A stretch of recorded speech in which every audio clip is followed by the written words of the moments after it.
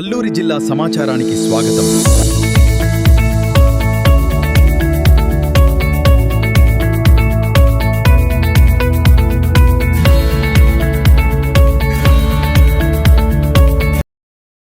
Andhra Pradesh union of working journalist APUWJ Alluri Sitaramaraju జిల్లా కార్యవర్గ సమావేశం బుధవారం పాడేరులోని స్థానిక కాఫీ హౌస్ లో నిర్వహించారు. నూతన కార్యవర్గం ఏర్పాటైన అనంతరం జిల్లా కేంద్రంలో నిర్వహించిన తొలి సమావేశం కావడం విశేషం. ఈ సమావేశానికి రాష్ట్ర జానపద కళల సృజనాత్మకత అకాడమీ చైర్మన్ వంపూరి గంగులయ్య ముఖ్య అతిథిగా పాల్గొన్నారు. రాష్ట్ర కార్యదర్శి బిఎల్ స్వామి, ఎలక్ట్రానిక్ మీడియా రాష్ట్ర ప్రధాన కార్యదర్శి కిషోర్ ప్రత్యేక అతిథులుగా పాల్గొన్నారు. ఈ సందర్భంగా వంపూరి గంగులయ్య మాట్లాడుతూ తాను పోరాటాలు చేసిన రోజుల్లో పాత్రికేయులు, మీడియా ప్రతినిధులు అందించిన సహకారం మరువలేనిదని అన్నారు.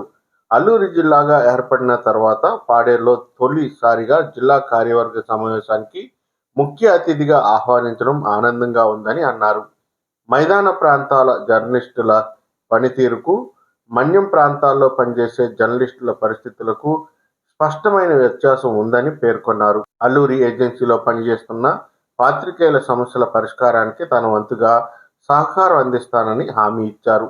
రాష్ట్ర కార్యదర్శి బిఎల్ స్వామి మాట్లాడుతూ జర్నలిస్టుల సమస్యల పరిష్కారం, భద్రత కోసం APUWJ నిరంతరం పోరాటం చేస్తోందని అన్నారు. అల్లూరి జిల్లాలో పాత్రికేయులు సంఘటితంగా పనిచేసి యూనియన్ను మరింత బలోపేతం చేయాలని పిలుపునిచ్చారు.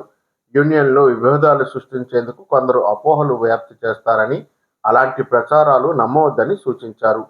ఎలక్ట్రానిక్ మీడియా రాష్ట్ర ప్రధాన కార్యదర్శి కిషోర్ మాట్లాడుతూ యూనియన్ చేపట్టిన కార్యక్రమాలు, భవిష్యత్ కార్యాచరణను వివరించారు. జిల్లా యూనియన్ నాయకులు, సభ్యులకు పలు మార్గనిర్దేశకాలు అందజేశారు. ఈ సమావేశంలో అల్లూరి సీతారామరాజు జిల్లా APUWJ కార్యవర్గ సభ్యులు, యూనియన్ నాయకులు, పలువురు పాత్రికేయులు పాల్గొన్నారు. OPJ అధ్యక్షుడిగా పనిచేసే రోజుల్లో ఇక్కడ ఉండే వాళ్ళలో ఇంచుమించు సగం మందికి పైగా నాతో కలిసి, వాళ్ళతో నేను కలిసి, మేమంతా కలిసి మమేకమై చేసినటువంటి కార్యక్రమాలు. ఆ రోజుల్లో ఒక వార్త రాస్తే కూడా ప్రభుత్వపరమైనటువంటి నిర్బంధం కావచ్చు, లేదనుకుంటే విలేకరులకు సవాల్తో కూడుకుంటే అనేక అంశాల మీద కావచ్చు, ఉండేటువంటి అనేక రకాల ఒత్తిడులు, ఇబ్బందులు, వాటిని కూడా అధిగమించి ఆ రోజు పత్రికా రంగానికి ఉండేటటువంటి ప్రాధాన్యతను దృష్టిలో పెట్టుకొని మరి ఆనాడు రిపోర్టర్లు మాకు అందించినటువంటి సహకారం అయితే జీవితంలో మర్చిపోలేము. అనేక మంది ఉన్నారు ఇక్కడ. ఇదో పాటలో ఉన్నటువంటి మన వార్త సత్యనారాయణ కావచ్చు, అరకులో ఉన్నటువంటి మా వెంకట, మరి వారు చేసినటువంటి కార్యక్రమాలు పత్రికా రంగానికే వన్నె తెచ్చే విధంగా పనిచేస్తూ దాని మీదే ఆధారపడుతూ జీవిస్తున్నటువంటి వ్యక్తులు ఇక్కడ అనేక మంది ఉన్నారు. అయితే ఆ రకంగా పత్రికా రంగానికి ఉండేటువంటి ప్రాముఖ్యతను దృష్టిలో పెట్టుకొని మనందరూ విలువలతో కూడుకున్నటువంటి జీవితం సాగించే కొంతమంది అయితే ఆ విలువలతో నడిచినటువంటి వ్యక్తులకి పోటీగా ఈరోజు అనేక రకాలుగా సోషల్ మీడియా ప్లాట్ఫామ్స్ డెవలప్మెంట్ అయిన తర్వాత ఆ రంగాన్ని నమ్ముకున్నటువంటి విలేకరులు ఏదో పూర్వం రోజుల్లో సామెత చెప్పుకునేటట్టు బతకలేక బడి బంధువులను ఎలాంటి పరిస్థితి అయితే ఉండేదో అలాగా బతకడానికి ఆధారపడి బతుకుతున్న విలేకరులందరికీ కూడా కొన్ని ఇబ్బందులు ఉన్న మాట అయితే వాస్తవాన్ని మనం ఖచ్చితంగా మనస్ఫూర్తిగా నేను ఈ సందర్భంగా మీకు తెలియజేస్తా ఉన్నాను.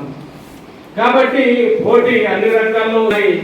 ప్రింట్ మీడియాకి సంబంధించినటువంటి ప్రాధాన్యత ఒక రకంగా తగ్గుతూ వస్తున్నా దాని మీద ఆధారపడి ఆ రంగంలోనే నడుస్తున్నటువంటి వ్యక్తులు వాటి నుంచి బయటికి రాలేకుండా మీలాంటి వాళ్ళు దానికి కట్టుబడి మరి ఆ రంగాన్ని బతికించడానికి మీకు మీరుగా మరి నిలబడడానికి చేస్తున్న కృషి ఫలితంగా జరుగుతున్న ఛాలెంజెస్ బయట ప్రపంచంతో పోలిస్తే మన గిరిజన ప్రాంతానికి అధికంగా ఉంటుందని చెప్పే దాంట్లో ఎటువంటి సందేహం లేదు. ఎందుకంటే మనకు ఆనాడు ఎర్ర బస్సులు రాకుండా ముందు నుండి ఎర్ర బస్సులు వచ్చిన నాటి నుండి ఈరోజు హైటెక్ బస్సుల దాకా కూడా మనం మారుతున్న కాలాన్ని అంచనా వేసుకోవచ్చు. కాబట్టి అటువంటి తరుణంలో మీ అందరికీ నేను కోరుకునేది ఒకటే, మీరు విలువలతో కూడుకున్నటువంటి